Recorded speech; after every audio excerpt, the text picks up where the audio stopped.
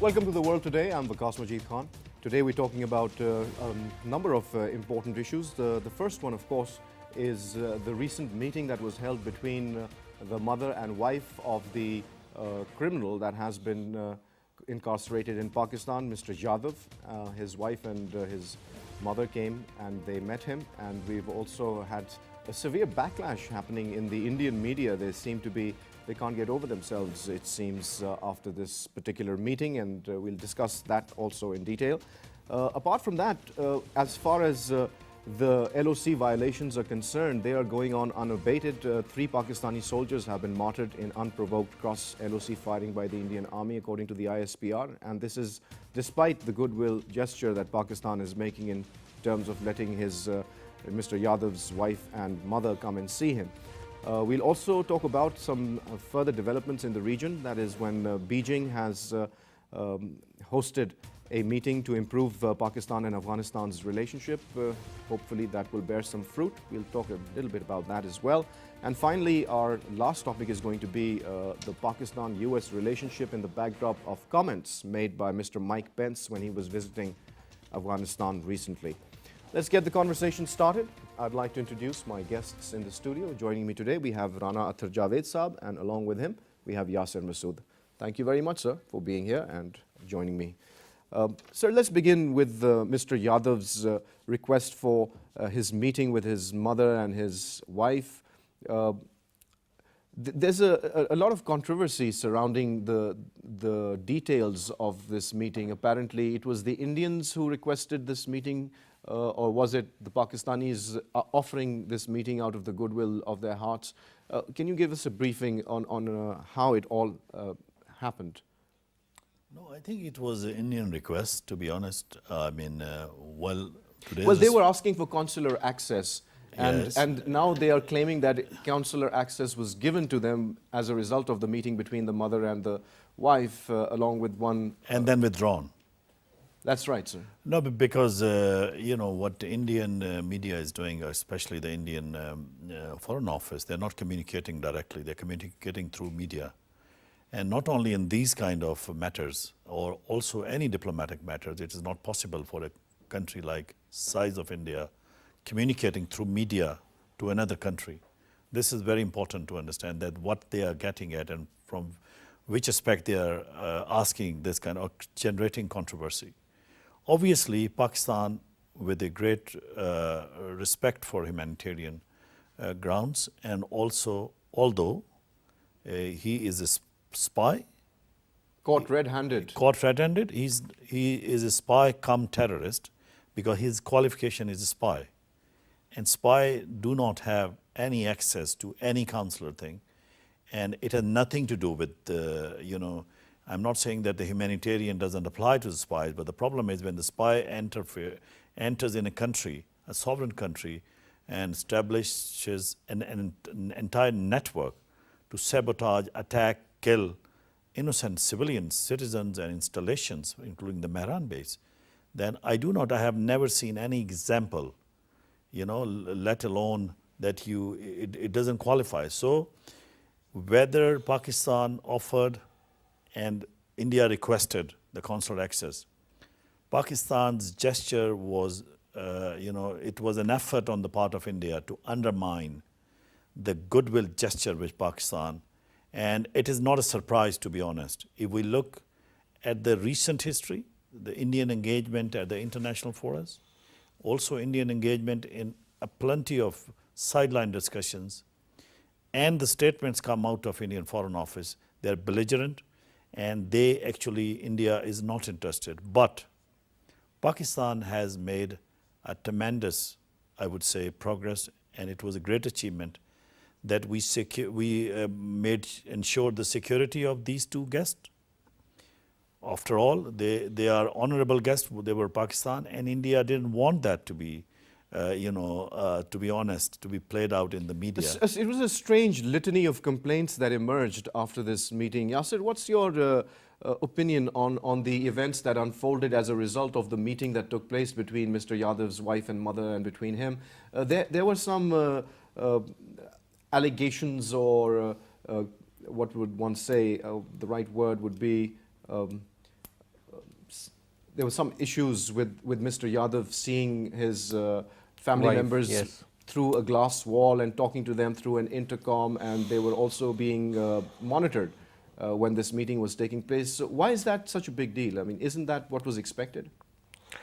Well, thank you very much, Waqas. I think it's a very important question, especially keeping this point of view in mind that this was purely done on humanitarian grounds. There are lots of accusations, and there are lots of, especially the Indian media is blubbering, on these kinds on this meeting, and they're creating rather appreciating, they're finding more faults and creating something out of nothing. First thing first is that it was requested by the Indian officials, and it was requested by the terrorist, the spy Kulbhoshan Yadev himself, that he wanted to meet his family. Pakistani officials facilitated this meeting on humanitarian grounds. Indians are saying that this is basically Pakistan has done that under the pressure of International Court of Justice. But this is not true, because Khaja Asif clearly on a local television said this. It was not a consular access. This was rather a concession which was given by the Pakistani officials.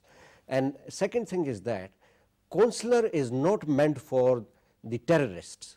Consular is not meant for the spies. Consular is meant for at least if somebody is accused of something, even then there could be a consular access to them. But he is a self-convicted terrorist. Yes, self-confessed terrorist and a spy who is working at the behest of RAW, which he admitted himself.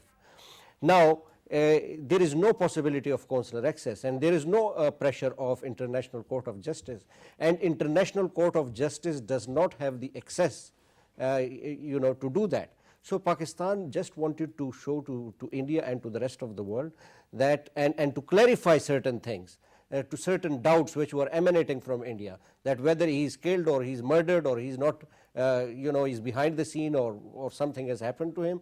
So this was also one of the goodwill gestures Pakistanis wanted to give to Indians, that look, we can do that to our enemies as well. We can do that to terrorists as well.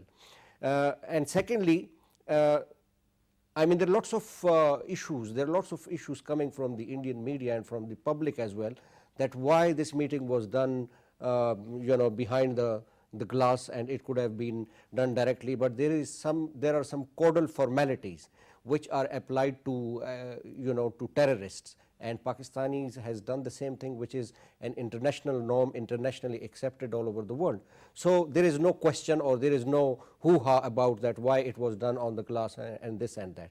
The main thing is that Pakistan has given this access. Pakistan has facilitated his family on his own request, and then he was thankful. Then he was thankful that Pakistan has dealt him with dignity, with honor, and with professionalism. Instead of appreciating, you see, this is the real face of India. Look what India is doing in Indian occupied Kashmir. The worst atrocities are occurring every day. Mr. Yasir Malik, his family is waiting for years now to see him, but Indians do not want. They are not allowing his family to meet him. So we have given an example, we have taken a high moral ground, but look what we are getting in response. We are getting, fires on the line of control. We are getting this accusation instead of appreciation. So this is India for you. This is the real face of India. So if we have taken a high moral ground, which we have been taking even for the past 4 to 5 years, and same is applied when we talk about India-Pakistan impasse. So Pakistan has always been taking high moral grounds and extending its positive overtures to come up with the dialogue process, but it's every now and then meeting and dialogue process was sabotaged by India. So this is real face of India for you. Now the thing is that Pakistan has done it, and Pakistan has showed to the whole world now what to do, how to move forward. Now Pakistan has to show the same image, the real face of India, which should go across the continents, that look, this is India for you. This is not against Pakistan. So India is creating hurdles and hiccups for the other regional players as well, whether it be it's political on or it's on the diplomatic level. So that's why we say that India is trying to be a fake hegemon, and with the since the reign is in the hands of BJP since 2013, the situation has gone from bad to worst. So what we can expect? We were expecting that India, certainly these are some of the baby steps which Pakistan can do, and Pakistan has done it. At least we were expecting some appreciation. We were expecting some goodwill gestures from them as well, but it went the other way around. So this is the real face of India. For Very unfortunate. Rana Sahab, in your opinion, we also have that since the wife and mother of Mr. Yadev has now returned back to India, they were taken to Sushma Swaraj's house for an in-depth debriefing meeting. What do you think was what they're trying to ascertain from that particular meeting? And there's a lot of speculation rife in the Indian media as well, and that the way they've been trying to hound the poor mother and wife of Mr. Yadev by the Indian media is also a case in point for people to ponder upon. In your opinion, sir, what do you think they were trying to achieve? I think, it's relevant in terms of when the access was granted to both wife and mother. I'm sure when they were coming here, they were fully briefed that what type of questions you should put to Kulbhoshan Yadev, and then if he answers, what kind of, you should remember it, memorize it. So when they come back, they would ask that, did you ask this question? What did he say in return? This is, we call it briefing, debriefing in terms of coding and decoding, that they must have been delivered a coded question to them and he must have answered. Because after all, he was a spy and he must have been briefed, provided proper codes of communication. And since he cannot be accessed by any other channels, so this was their chance. So that's why you said very rightfully that the poor wife and her mother were used as pawns to extract information out of Kulbhoshan Yadev.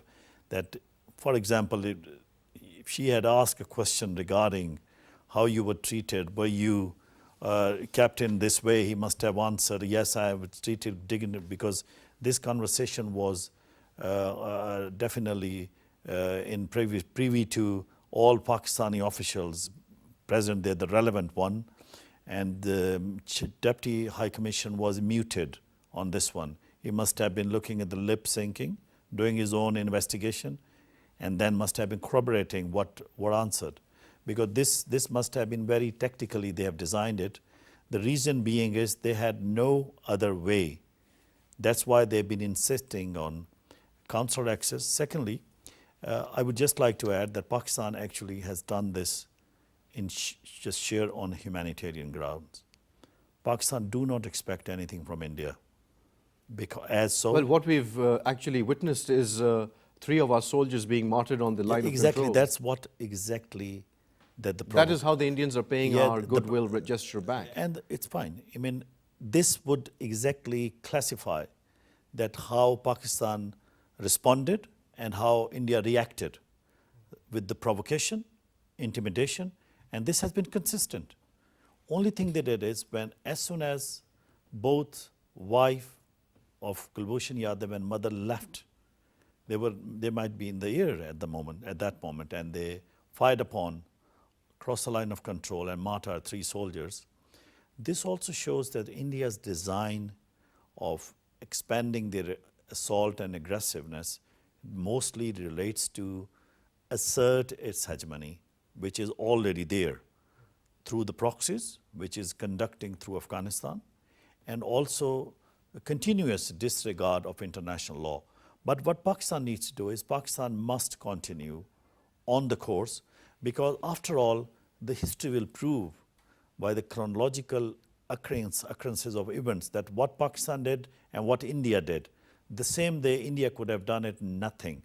No firing, line of control, no violation of our territory.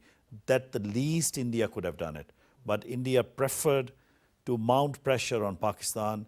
It is the same way India does on the New Year Eve, on our Eids, in Ramadan, all those events which are very important for Pakistan. Sacred for Pakistanis. Sacred for Pakistan. Yesterday was the Pakistan's diplomatic victory over India by all accounts.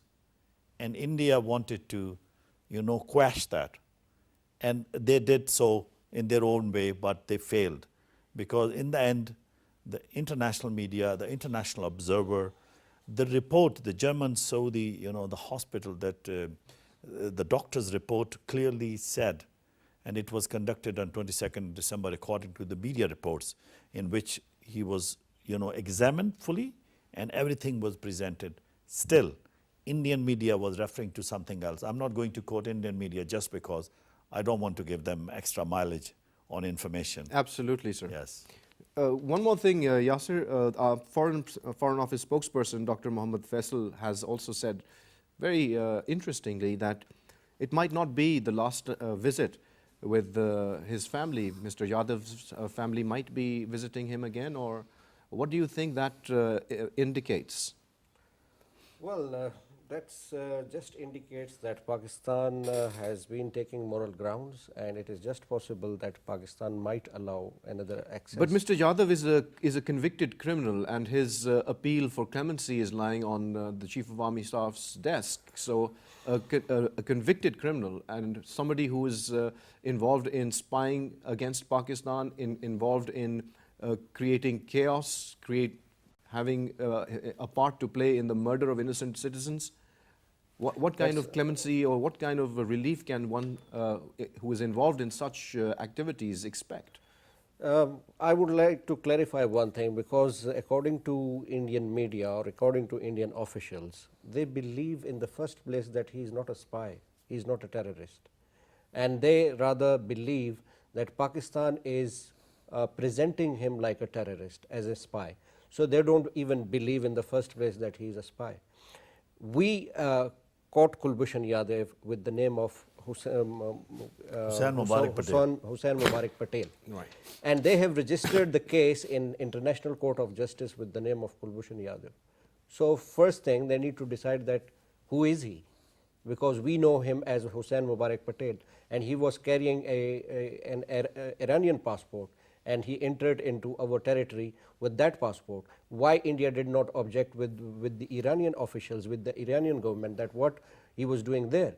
So there is a lot of confusion on part of them. They cannot decide that who is he, because that is something they cannot answer. And then, as you just mentioned, that he is a self-confessed terrorist, a spy who was working on the behest of Raw, which he accepted himself. Now, by looking at this reaction, I believe that there would not be any more access to him, because we have taken the response. The response is very unlikely, and we were not expecting that this kind of response will emanate from Indian side. So, keeping all this scenario in mind, I don't think so that Pakistani foreign officials should facilitate him further, because that is of no use. Even if we are doing that, and look what kind of responses we are getting. So on that ground, basically Pakistan was accepting, and Pakistan was of the hope that something better would come from India as well, as Pakistani officials did that in a goodwill gesture. But I think so that it's unlikely that Pakistan will repeat the same episode again. Rana Sahab, one other thing that came out from the meeting by Mr. Sushma Swaraj was that New Delhi is doing everything possible to secure the spy's release. That was also a statement that was made by Madam Sushma Swaraj. How do you think that's going to be possible? It's just part of PSYOP, to be honest. It's just what India cannot get anything substantial, and they're unable to counter the allegations. And secondly, if you look at the question which you asked, Yasir, this question was asked whether it's a last meeting or there will be more meetings. Basically, the question was leading to what would be the decision of clemency, appeal. I think Dr. Faisal very rightfully, aptly created, maintained the ambiguity, which is important, because Indians are trying very hard to one way or the other get the information that what kind of fate Kulbhoshan Yadev will meet in future.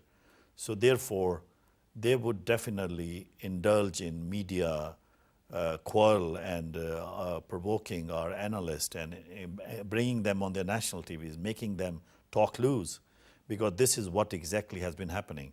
And I have observed very carefully, this is a very serious thing. They want information on the status of the appeal, and they want it through some words through the officials.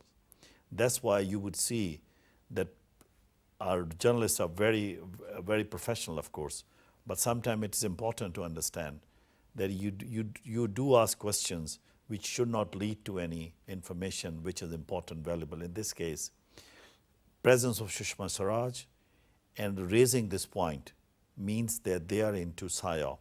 That's why they let loose their media, and media is going all the, including or applying all the negative, I would say, tactics, connotation, tactics, context, in order to, reframe the case. And secondly, if India doesn't accept him as a spy, India cannot justifiably, because Pakistan already said what was his name. When they caught him, they didn't say we caught Mubarak Patel, Hussain Mubarak Patel. They said we caught Commander Kulbhoshan Yadev. And that is exactly the proof. When India went in the court, because had he been a fake or something was manufactured out of Pakistanis, India should have filed with another name the case. So the analysis is really that Indian's commander, the field commander, caught red-handed, and India caught up with the pants down. Absolutely, that's what I was going to say, in fact. The pants down, and they cannot pull it up. Yes. They want to wear something else, but it is not possible.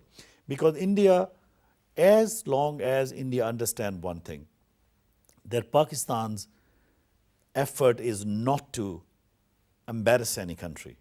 Pakistan's effort to expose India's efforts and their schemes against Pakistan, against CPAC, Balochistan, inside Pakistani territory, and the way he was recruiting since 2003 and implementing his intelligence design, model design, was a combination of arson, sabotage, kidnapping, recruitment of TTP fighters, selling the entities back and forth in Afghanistan, Uzbek fighters.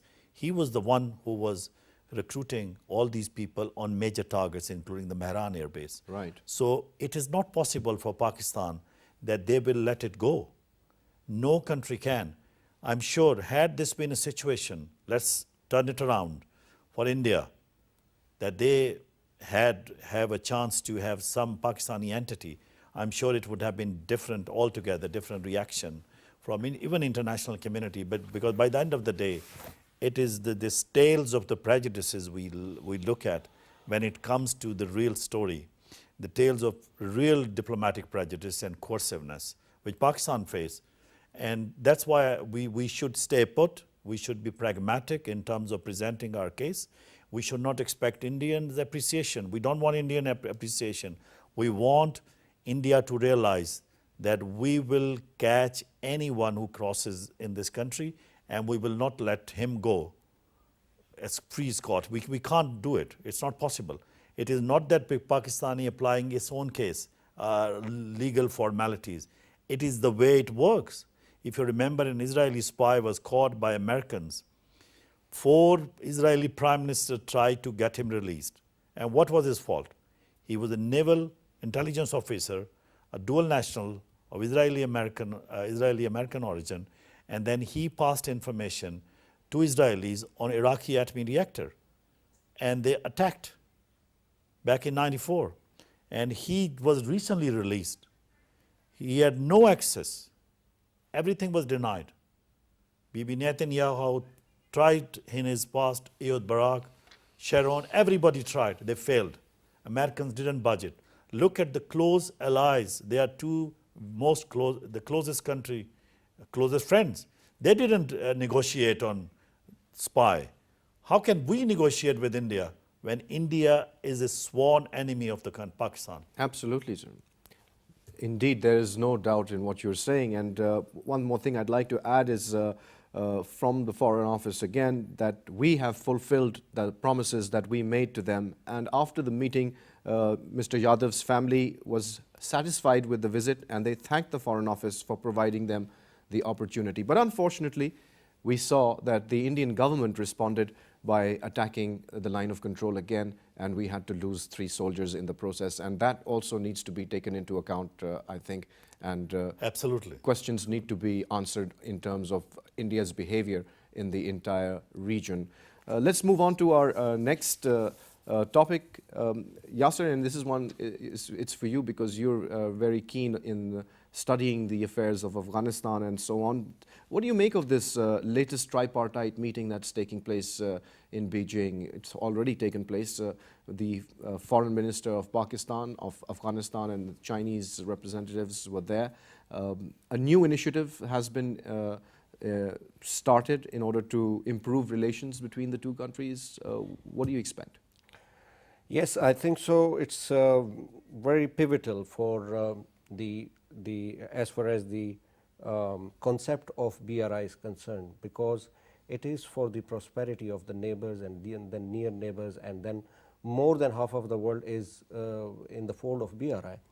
And the very purpose is that this has to be a regional guild. There has to be a regional prosperity. If there is turmoil, if there is chaos in any country in the region, it has its drastic and negative implications all over the region. About a month ago, I was in China. For the same purpose, we were invited. This was the first Pakistan-Afghanistan media delegation, and we have given our inputs and our observations regarding peace and stability in Afghanistan. We know that 16 years war in Afghanistan, US has not achieved the basic principles of peace and stability in Afghanistan. Now, China is proactively working to fill that gap, because Chinese, as a matter of fact, they are aware that if they want to make CPEC as a successful project, and if they want to make CPEC to take off, so it's very important that there has to be a synchronized relations between Pakistan and Afghanistan, because we know it's a choke point and US is sitting at that choke point. It's a gateway to whole Central Asia. So it is a win-win situation for all. It is a win-win situation for Afghanistan. The only thing is, right now, China is engaging Afghanistan and make them and trying to convince them and giving them this realization that, look, it is in the benefit of Pakistan already, and they can bear the fruits of CPEC. Indian factor is very important in that, because India, as we know, that India is staunchly opposing CPEC at the behest of its master, which is US. So both are against the whole concept of BRI and CPEC. So it is very important that Afghanistan should be taken into loop, that look, it is in the benefit of both countries. And we want peaceful relations with Afghanistan. There are so many commonalities with Afghanistan. We belong to the same religion, we have so many cultural commonalities, so we should work on that. On the diplomatic levels, Pakistan and Afghanistan should forget about the past. We should not be the prisoners of the past. We should look forward. And by looking forward is, in this day and age, the economic prosperity actually decides and defines the relationships as well as the hegemony. So China is, we know, as a bigger player. Afghanistan has, over time, has realized that who is the real culprit and what they are getting out of this. US is not providing any cushion to them as far as peace and stability is concerned. Afghanistan is also looking for to China that they should help them out, because you see, if when American troops pulls out from Afghanistan, again it would be a kind of gulf, again there would be a vacuum. So who is going to fill that? So by anticipating already, China is proactively working to bring peace and stability in Afghanistan. And there are also some views that Iran should also be the part of this dialogue process, and India should also be the part of this dialogue process. But I believe that at this point of time, I think if we have a better relations with Afghanistan, then we can move onwards towards Iran, because Iran is also eyeing to connect Chabahar with Gwadar, and Iran is going to get benefit of that. So once issues are settled between Afghanistan and Pakistan, then it can be extended towards Iran, and then eventually, if India is is not adamant anymore, then we can talk to India as well, that look, it is in the benefit of the whole region, because it's a win-win situation for all. Yeah, it's unfortunate that they are not able to see that at the moment. Well, Rana Saab, another thing that came out of this tripartite meeting between Afghanistan, China and Pakistan was the efforts of the Chinese government trying to have some kind of a rapprochement between the Pakistani and Afghan governments. In that, he said that China has agreed to help Afghanistan in the peace process, and also Pakistan would take practical action with respect to Afghan peace process. Now, in your opinion, what practical action was the Chinese delegation or the Chinese high-ups referring to? I think actually China diplomatically is very strong, as you know. It plays out in the textual reference, balancing the diplomatic statements, and that is what it is. It also means that it's acknowledging Pakistan's efforts in the past. Pakistan, along with China, when Pakistan invited in the Murray process, the reconciliation, China was there as an observer, and then later China has been participating in different talks and Pakistan facilitated different processes. And I think it will be the same, that if China takes the lead in competition or in contrast with the American efforts, and if they manage to convince Afghans that, look, because China as a major economic power and the infrastructure building desire of China in the region is more useful for Afghanistan than if you compare to India or the US, because US's main concern is on CT area and also in the area of controlling economic energy corridors. The Chinese do not look like this way. Chinese seek their role in Afghanistan along with Russia, Pakistan, Iran and Turkey. It is exactly they want to balance the interventions which are there from international community, because at the moment Chinese placement in Afghanistan is not noticeable. China desires to do that in order to have Chinese influence in Afghanistan, and then they are considering, of course, from here when they built this Belt Road initiative, they would go all the way from Iran to Central Asia, and they're already working with Iran. Actually, there are many projects which are underway already in Iran, and that's why China seeks Afghanistan, Iran and Pakistan at the same level, at the parallels. They want to gain some influence in their important factors. In Afghanistan, the most important factor is peace and stability. It's not economics at the moment. Economics is in the future. In Pakistan, it is economics. So in Iran needs regional influence. So Chinese are incorporating multi-desirable shopping list and carving it a policy. That's why it asks Afghanistan that we will help you. It asks also say that we will ask, because this is the statement what Afghanistan wants to hear. And that statement relates to more support in supporting or helping Afghanistan against the Afghan Taliban in terms of bringing them on the negotiation table. If this is what Chinese are referring, it's a very positive thing because Pakistan is already doing it.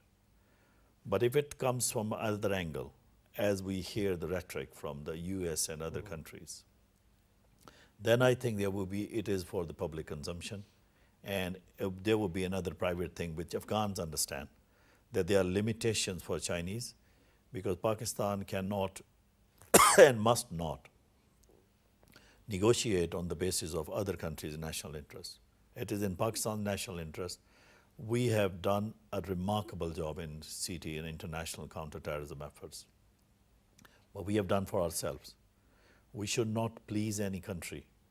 And we are not going to do anything for other countries. Yes, we will not let our soil to be used against Afghanistan or against US forces in Afghanistan. Same must be done from the other side. That's the main point, sir.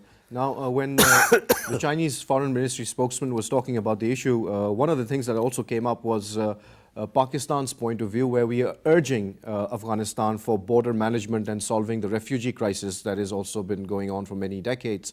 So, Yasir, in your opinion, what are the steps practically that we can take with the Afghan government in improving border management? Because Pakistan has already set up hundreds of posts along the border, but if you see the comparative posts being set up by Afghanistan, there are hardly any. I think they number in the dozens or so. Well, these are the things, we are quite worried about, because as far as counter-terrorism strategies are concerned, we have been going great guns so far, because Pakistan has achieved a lot in eradicating extremism, terrorism from our side. But the situation go from bad to worst. We don't find a positive response from the other side of the border. So we have already started working on border management.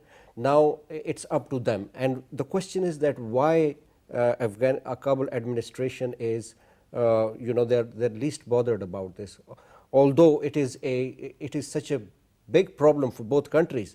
Because as Afghanis believe, and as the blame game rhetoric is going on, that it is coming from the Pakistani side, then they should be more concerned about this such a gigantic issue. But it looks like the response is very poor. So these are the things Pakistani, on the diplomatic front, we need to realize, and we need to come up with the rationality that, look, we are doing things on our part. And as my colleague just mentioned, that we are not going to use to allow any country or to use our soil for against Afghanistan or any other country. So we are on the same path. But when it comes to Afghanistan, there are 2-3 things which come to my mind. One, there is lack of willingness from the Kabul administration. Now, whether it's deliberate, whether it is on purpose, that is something which is beyond my comprehension. Second is if Kabul administration is doing by the Indian dictation, then again it's a problem for us. Then we need to sort out that issue as well. Third one is US is sitting there, and US has been helping Pakistan in a sense that they were trying to eradicate extremism and terrorism, but of late we have seen that there is more gripping influence of Daesh. More than 40% of the land. That's the interesting thing now, Yasir, that I would like to have Rana Saab's opinion on this as well. Rana Saab, a lot of talk these days being heard about Daesh making inroads into Afghanistan and the Khorasan chapter and whatnot, and that the Taliban are in fact not a force capable enough to deal with the Daesh onslaught. What is your opinion of this particular matter? Yes, actually, I just like to add one small point on the border management. Pakistan has almost 150 kilometers. They have completed the fencing, and it is on the Pakistani side. We are using our territory to fence. So if it's really a matter of cross-border movement, Afghanistan, the United States, and all other allies countries must support Pakistan's initiative. Because one, Pakistan is not taking Afghanistan's territory. That was the idea coming from Afghanistan. So we still have to do 2,600 kilometer all. We have done 150, and Pakistan is absolutely 100% on the course to complete the entire on our side of the border, not creating any controversy on Durand line or international border, no, none. And we've also offered the Afghans that if they need any assistance in setting up and those we have also fences on their side, we are Yes. willing to help them financially or in terms of, and the easement rights, manpower. for example, and the easement rights of the refugees. This Pakistan has absolutely agreed upon. Now, coming back to the Daesh, as you know that I mentioned in one of your programs that in the past 2.5 years, this NSA, National Security Advisor, Ajit Doval, visited at least 6 to 8 times to Syria and Iraq in order to recruit Daesh, to bring them in Afghanistan, to upset the balance between the Afghan Taliban, create another force, so to create a buffer zone and a rapid militant force which supports Indian narrative and Indian designs and also upset Afghan Taliban. That's what they wanted to pit, because this is not Indian neighborhood. That is why India doesn't care. India helped design Afghanistan, help with the NES, designed a model of acute and aggressive militancy in terms of upsetting Afghan people, because these Afghan Taliban have been the past rulers and the Afghani people. They are not, they don't belong to Pakistan, they don't belong to any other country in the region. The ruthlessness of this model is that it will create further problems for Afghanis, not for Pakistan. Because when a country has a highly trained, another like in the form of Daesh, they will come back to them as well in the end. At the moment, it may helping them to neutralize the Afghan Taliban, but the issue you raised that they are not capable. The reason being that Daesh do not attack Afghan Taliban in their area, because more than 50% of the area is anyway, it's not under the control of Afghans. Neither the US and United States understands that. More than a dozen or so provinces are not under the control of, it's under the control of Taliban. So the reason they want to bring them Daesh, and they brought this double doctrine, is exactly to create spaces for Indians. And they are not, Afghans are not realizing at the moment that they're not helping Afghani people. Rather, they are going to create another problem. It would be a model similar to Al-Qaeda. This is what the analysis would come out. And because the Daesh, they have been professional fighters, their recruitment was done in the heat of the real-time war in Iraq, Syria at the moment, and then also in Libya, in Yemen, in other parts of the world. If you bring those kind of fighters here, Afghanistan is a graveyard of empires, the big armies, and it would be a graveyard of Indian designs as well. This is my intake on it. Absolutely, sir. I hope that is the case. Moving forward, we're almost out of time, but I would like to bring this into our conversation as well, and that was the visit of American Vice President Mike Pence to Afghanistan recently, where he had some very unfortunate remarks to make against Pakistan. And again, it was the same old rhetoric about safe havens and cross-border movement and whatnot. This time he went a little further than that. He went a bit too far and said that Pakistan has been put on notice. President Trump has put Pakistan on notice. And the kind of language that was being used in a very deprecating manner against Pakistan, do you think that's going to help Americans solve their issues in Afghanistan? Is that the right way, the right approach to deal with Pakistan when it comes to addressing the issue of cross-border or safe havens or sanctuaries, which we Pakistanis, as a matter of fact, deny that there are any safe havens left in Pakistan? Of course, there were at one time, but they have all been cleared in the various operations that the Pakistani military has undertaken over the years. So the question is that what should be America's approach now dealing with Pakistan if they are really sincere about achieving peace in Afghanistan? Well, it's like a same grilling sort of rhetoric, which is like a recurrent theme in the U.S. administration now, and especially after the U.S. national security, which came up on 18th of December. Again, Pakistan has been they are reiterating the same hackneyed term that Pakistan needs to do more, and Pakistan has sanctuaries inside Pakistani territory.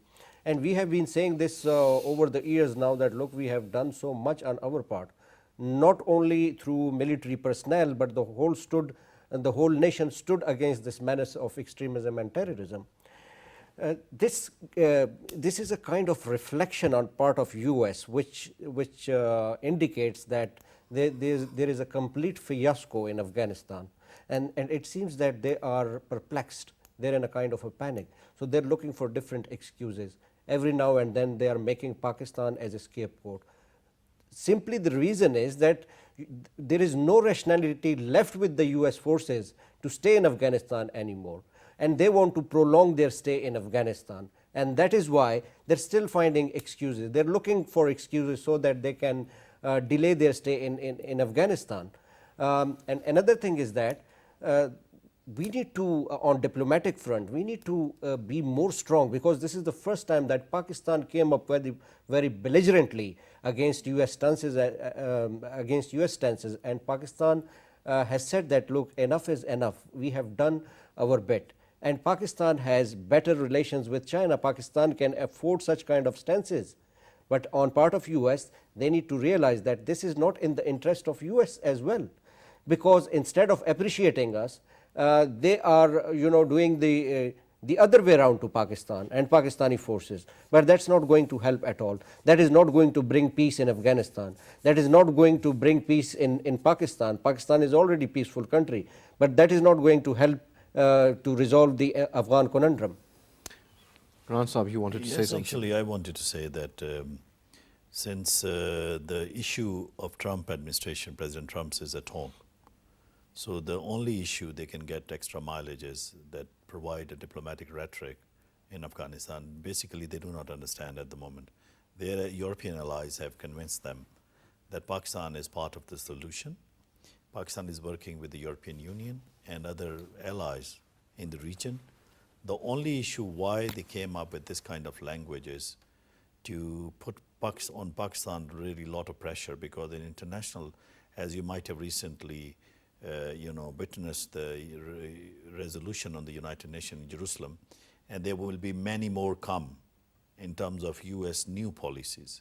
So what US does is, it's like always, they put a pressure on one side in order to soften Pakistani stances and give them a caveat that, all right, if you listen to us, we will not smother you at international forums, and then also that if this will happen, then we would do this. It's carrot and stick. But well, Mr. Trump just got $280 million funding from the UN, so that's an indication of which direction we're all moving in. But thank you very much. But I would say that Pakistan is not going to budge about these threatened tones. And it should not. It should never. And thank you very much for taking out the time and sharing your views with PTV World.